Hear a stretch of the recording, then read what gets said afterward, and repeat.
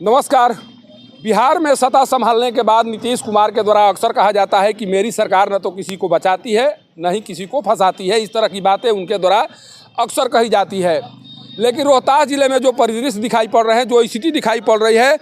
उन स्थितियों को देखने के बाद ऐसा लग रहा है कि नीतीश कुमार भले ही किसी को बचाते ना हो, किसी को फंसाते ना हो, लेकिन उनके साथ कार्य करने वाले लोग, उनके पार्टी के लोगों के द्वारा जिस तरह से कार्य किया जा रहा है, जिस तरह से कार्यालयों में हस्तक्षेप किया जा रहा है, उसके बाद से ऐसा लग रहा है कि नीतीश कुमार के कथनी और करनी में बहुत बड़ा फर्क है। हो सकता है कि नीतीश कुमार को इस तरह की बात की जानकारी न हो, लेकिन जिस तरह से उनकी पार्टी से लेकर उनकी सरकार में शामिल लोगों के द्वारा विभिन्न कार्यालयों में हस्तक्षेप किया जा रहा है, जिस तरह से प्रेशर बनाकर काम कराया जा रहा है, उसे साफ लग रहा है कि नीतीश कुमार के कार्यकाल में भले ही अधिकारियों को पूरी छूट दी गई हो काम करने के लिए, लेकिन सरकार में शामिल लोग या पार्टी के कार्यकर्ता जिस तरह से अधिकारियों को प्रभावित करने की कोशिश कर रहे हैं, जिस तरह से अपनी इच्छा के अनुसार काम कराने की कोशिश कर रहे हैं, उस कारण से कहीं न कहीं कार्य प्रभावित होता हुआ दिखाई पड़ रहा है। अधिकारियों पर प्रेशर दिखाई पड़ रहा है। इस तरह की स्थिति रोहतास जिले के विभिन्न कार्यालयों में देखी जा सकती है। इस तरह की स्थिति को समझा जा सकता है, कारण कि जिस तरह से अभी विभिन्न कार्यालयों से खबर आ रही है, उसके अनुसार सरकार से जुड़े मंत्री, विधायक या उनकी पार्टी से जुड़े लोग जिस तरह से अभी अधिकारियों पर दबाव बनाकर अपने तरीके से काम कराने की कोशिश कर रहे हैं,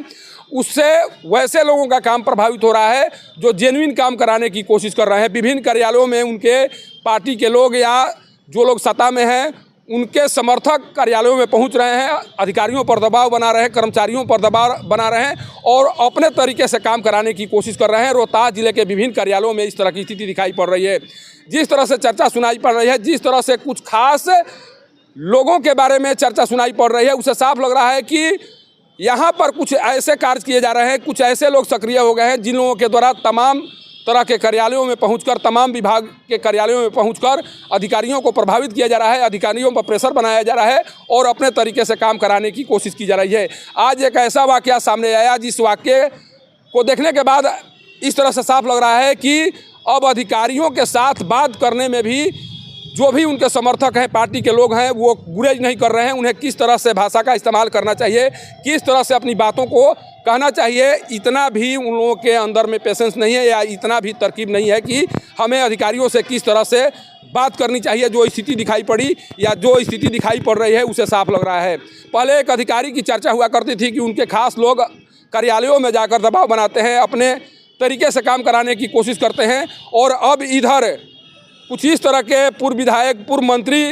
के बारे में चर्चा सुनाई पड़ रही है कि उनके लोग कार्यालयों में जा रहे हैं, अपने तरीके से काम कराने की कोशिश कर रहे हैं और उस कोशिश के तहत जिस तरह से अधिकारियों पर प्रेशर बनाया जा रहा है, जिस तरह से अधिकारियों पर प्रभाव बनाकर काम को कराने, गलत काम को भी कराने की कोशिश की जा रही है। सोचिए कि किस तरह से पार्टी से जुड़े लोग या सरकार से जुड़े लोगों के द्वारा अधिकारियों पर दबाव बनाकर गलत काम कराने की कोशिश की जा रही है। ये कहीं न कहीं रोहतास के लोगों के हितों के विपरीत कार्य है और कहीं न कहीं वैसे लोगों को न्याय नहीं मिल पा रहा है जो जेन्युइन काम कराने की कोशिश कर रहे हैं। अगर इस तरह की कोशिश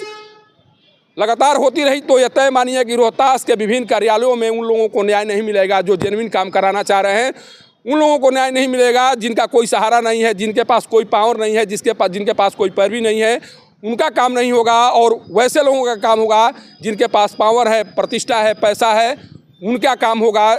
स्थिति यही बता रही है। और अगर इसी तरह की स्थिति बनी रही तो यह तय मानिए कि जिस तरह से लगातार हस्तक्षेप की बात सामने आ रही है, जिस तरह से कहा जा रहा है कि पार्टी से लेकर सरकार में शामिल लोगों के द्वारा दबाव बनाने की कोशिश की जा रही है, उससे नीतीश सरकार की बदनामी हो रही है, नीतीश सरकार की किरकिरी हो रही है और ये किरकिरी 2025 के विधानसभा चुनाव में भारी पड़ सकती है। कारण कि लोगों के द्वारा अब ये समझ में आने लगा है, लोगों को अब ये समझ में आने लगा है कि नीतीश कुमार तक शायद ये मामला नहीं पहुंच पा रहा है या नीतीश कुमार को पता ही नहीं है कि उनकी पार्टी से जुड़े या उनकी सरकार से जुड़े लोगों के द्वारा इस तरह से किया जा रहा है। लेकिन वाकई में रोहतास के विभागों में जिस तरह की स्थिति दिखाई पड़ रही है, जिस तरह से लोगों के द्वारा पार्टी से जुड़े लोग या सरकार से जुड़े लोगों के द्वारा जाकर वहाँ पर दबाव बनाकर काम करवाने की कोशिश की जा रही है, ये कोशिश कहीं न कहीं सरकारी तंत्र को प्रभावित